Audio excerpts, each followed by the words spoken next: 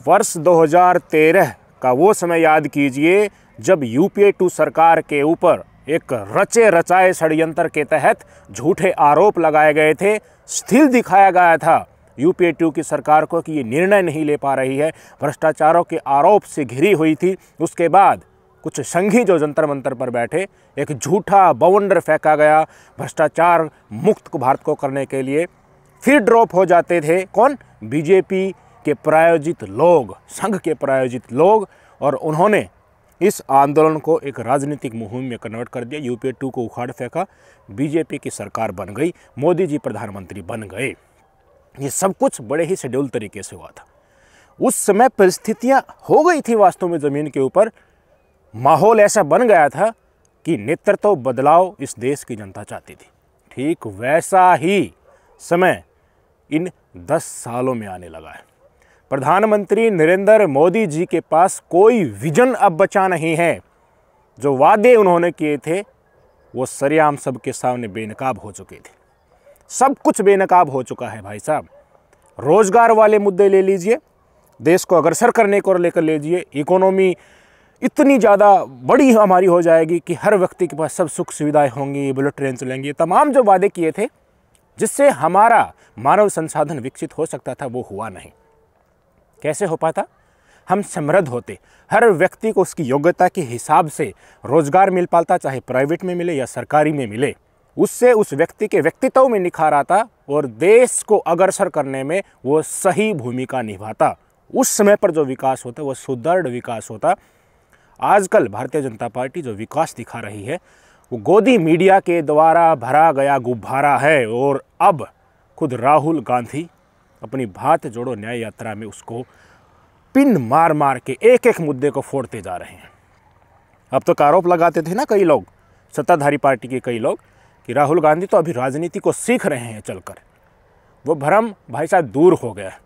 राहुल गांधी ने एक विजन पेश कर दिया है। सोशल मीडिया पर राहुल गांधी ने आज जो लिखा है वो पढ़कर आप आसानी से समझ जाएंगे कि इस देश में जो पप्पू की संख्या राहुल गांधी को कई दिनों पहले दी गई थी वो अब व्यक्ति से ट्रांसफ़र हो गई है। राहुल गांधी से वो नरेंद्र मोदी की तरफ ट्रांसफ़र हो गई है। क्या लिखा है राहुल गांधी ने? आपकी स्क्रीन पर देखिए। रेल, सेल, पोर्ट, एयरपोर्ट समेत कांग्रेस द्वारा बनाए गए देश के बड़े पीएसयूज आज मोदी की मित्र नीति से बेचे जा रहे हैं। हमारी प्राथमिकता है जीएसटी में सुधार कर छोटे उद्योगों के लिए एक नया आर्थिक मॉडल तैयार करना, अंधे निजीकरण को रोकना, पीएसयूज को फिर से जीवित करना और खाली पड़े सरकारी पदों को भरना। कांग्रेस का यही विजन ओडिशा समेत पूरे देश में रोजगार पैदा कर देगा। विजन, यहाँ तो पर जो शब्द इस्तेमाल किया है उसको नोट करिए। ये विजन ही है जो राहुल गांधी की नज़रों में धरातल पर आने वाला है। ये ऐसा विजन भारतीय जनता पार्टी ने जो प्रस्तुत किया था देश के सामने वो खराब हो चुका है, वो सड़ चुका है, वो जुमलेबाजी में बदल चुका है। मेड इन इंडिया के सहारे बाहर से पार्ट्स को एक्सपोर्ट किया जाता है, इंपोर्ट किया जाता है, असेंबल करके दिखा दिया जाता है ये है मेड इन इंडिया। हर चीज़ में फर्जीवाड़ा। इसलिए तो बेरोजगारी कहाँ से कहाँ पहुँच गई। उद्योग धंधे जो थे, जो मीडियम और स्मॉल इनकम वाले ग्रुप्स हैं, पीपल्स हैं, उनका जो बिजनेस था वो हो गया ना ठप। पैसा वाला पैसे वाला होता जा रहा है, गरीब और गरीब होता जा रहा है। हो गई ना आर्थिक असमानताएं। किस लिए? क्योंकि आपको झूठ दिखाया जा रहा है, धरातल के ऊपर सही काम नहीं किया जा रहा, एक विजन के साथ नहीं काम किया जा रहा। आप मुझे बताइए इस देश में रोज़गार कैसे मिलेंगे? स्पष्ट तौर पर बता दीजिए। रोज़गार जब मिलेंगे जब इस देश में उद्योग धंधे स्थापित होंगे, बाहर से फैक्ट्रियाँ यहाँ पर आएंगी, फैक्ट्री यहाँ पर आएंगी, उनको सस्ती ज़मीन प्रोवाइड की जाए, उनको एक इंडस्ट्रियल पार्क प्रोवाइड किया जाए, उन्हें नियमों में छूट दी जाए।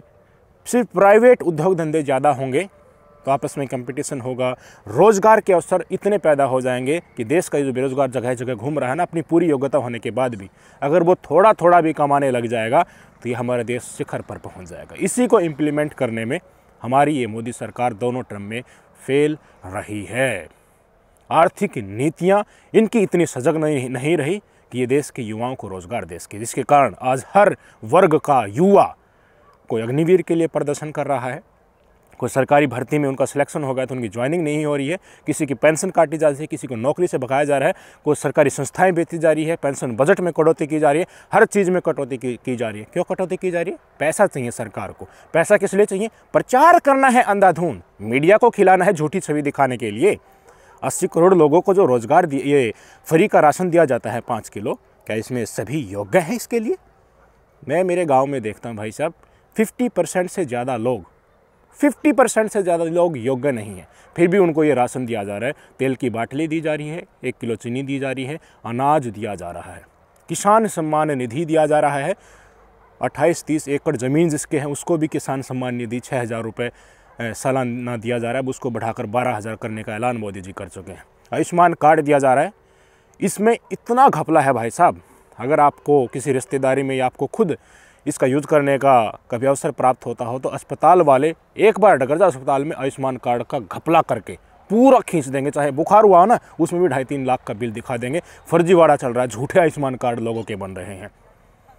ये जो चीज़ है ना, तो सबको फ़ायदा पहुँचाओ, सबको राशन दो, योग्य नहीं है उसको भी दो, ताकि वो व्यक्ति इनका भुगतान करे, इनको प्राप्त करे, तो तुम्हारे वोट बैंक में तब्दील हो जाए। तो मुझे बताइए, 80 करोड़ लोगों को फ्री का राशन दोगे, मंथली पेंशन महिलाओं को दे दोगे, लाडली बहना ले आओगे, फ्री का सिलेंडर का ऐलान कर दोगे, उज्ज्वला स्कीम के सहारे जो एलिजिबल नहीं है उनको भी दिया जा रहा है। एक परिवार इकट्ठा रह रहा है, उसी परिवार में 3-3 4-4 सिलेंडर आ रहे हैं। तो ये वोट के लिए तो हो रहा है, फिर रोजगार के लिए पैसा कहाँ से आएगा? सरकारी संस्थाओं को क्यों ना बेचा जाएगा? देश के तमाम संसाधनों को अपने प्रिय उद्योगपति को क्यों ना दिया जाएगा? देश के ऊपर कर्ज जीडीपी के बराबर या उससे ज़्यादा क्यों ना जाएगा? जाएगा ना। ये फ्री की जो आदत लोगों को लाली जा रही है, स्कीम पर स्कीम ले जा रही हैं, कैश फॉर वोट एक जो शब्द होता है ना, ये शब्द धरातल पर मोदी जी लगा रहे हैं अपनी स्कीम्स के सहारे। तो विजन कहाँ रहा भाई? भ्रष्टाचार मुक्त भारत हो गया, तरीके बदले हैं। भ्रष्टाचार इस देश में पहले की सरकार से भी ज़्यादा एक रिपोर्ट आ चुकी है। 2023 में जितना भी घटनाक्रम हुआ था, दैनिक भास्कर ने उसकी पूरी डिटेल रिपोर्ट प्रकाशित की है। तो छुट गया भ्रष्टाचार से हमारा पीछा, छुट गया ब्लैक मनी से हमारा पीछा, पेट्रोल डीजल सिलेंडर हो गया सस्ता, रोजगार मिल गए, 2 करोड़ हर साल। ले लो ना, किससे लोगे? यह है विजन भारतीय जनता पार्टी का। इसलिए नेतृत्व का बदलाव किया था। यही है इनकी इकोनॉमिक पॉलिसी, यही इनकी फॉरेन पॉलिसी, यही है देश चलाने का जज्बा और नज़रिया और अनुभव। भाई साहब, अब राहुल गांधी जो चोट मार रहे हैं ना, एक एक पॉइंट पर बिल्कुल भिन्न मार रहे हैं। भारतीय जनता पार्टी जिन जिन मुद्दों पर फेल हो रही है, जिनके सहारे सत्ता में आई है, वहाँ पर एक नया कंसेप्ट और नया विजन लेकर आ रहे हैं। इनका स्टेटमेंट सुन लीजिए। इन्होंने कहा है कि आपको रोज़गार कब मिलेगा, आपको गर्व कब होगा? जब आप अपनी टी शर्ट वो पहनेंगे जिसके पीछे मेड इन इंडिया लिखा होगा, made in Jharkhand, made in Orissa लिखा होगा। ये युवाओं को भाषण दे रहे हैं। लोगों को जो बात राहुल गांधी बता रहे हैं ना, वो समझ में आ रही है, उनको प्रिय लग रही है भाई साहब। और मोदी जी संसद में खड़े होकर घंटों तक भाषण देते हैं, जिसका 80 से 90% हिस्सा सिर्फ कांग्रेस सरकार को और नेहरू जी को कोसने में चला जाता है। ये है मोदी जी की राजनीति आजकल जो कहाँ आकर टपक गई है। इन्होंने खूब कोशिश कर ली, यूसीसी लेकर आ रहे हैं, नागरिकता बिल भी ये ले आएंगे, राम मंदिर इन्होंने बनवा दिया, कृष्ण जन्मभूमि का मुद्दा इन्होंने छोड़ दिया, पर लोग ऊब चुके हैं इस धर्म आंधता में। बेरोजगारों को रोजगार चाहिए। 5 किलो राशन आप दे रहे हैं, पर इस देश की जनता परमानेंट मजदूर बनकर जीना नहीं चाहती। उन्हें उनकी योग्यता के अनुसार रोजगार चाहिए। पैसों का बड़ा खेल चल रहा है दोस्त, बड़ा खेल चल रहा है।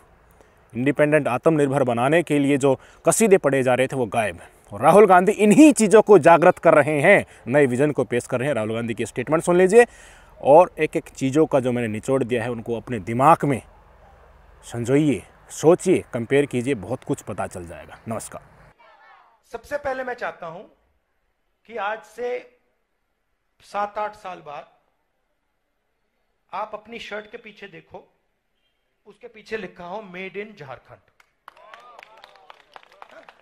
और फिर आप देखो कि आप पूछो भैया ये कहां बन रही है शर्ट, और यहां पे एक फैक्ट्री हो, यहां गांव में जो लोग हैं वो उस फैक्ट्री में काम करें, गांव से लोग उस फैक्ट्री को चलाएं, मैनेजमेंट में हो,